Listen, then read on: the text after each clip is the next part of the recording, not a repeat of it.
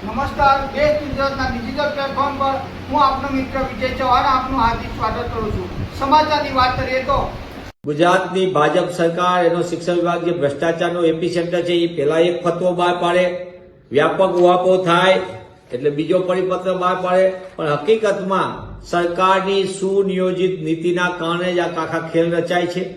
સરકારની નીતિ છે ગુજરાતના યુવાન યુવતીઓને અટકાવવું, લટકાવવું ને ભટકાવવું, તેઓને સતત ન્યાય કરવો।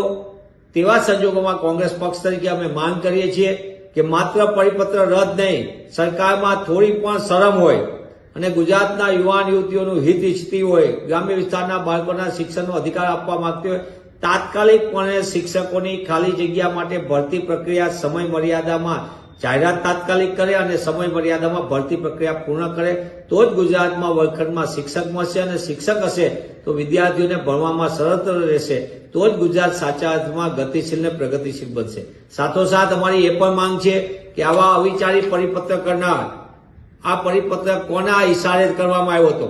મંત્રીશ્રીના સંપૂર્ણપણે દેખરેખ નીચે આ ખેલ ચાલે છે। મંત્રીશ્રીઓએ જવાબદારી સ્વીકારવી જોઈએ। જે અધિકારીઓએ આ પ્રકારના નિર્ણયો કર્યા છે એની ઉપર પગલાં ભરવા જોઈએ અને એની જવાબદારી પણ નક્કી થવી જોઈએ, એવું ગુજરાત કોંગ્રેસ તરફથી માંગ કરીએ છીએ।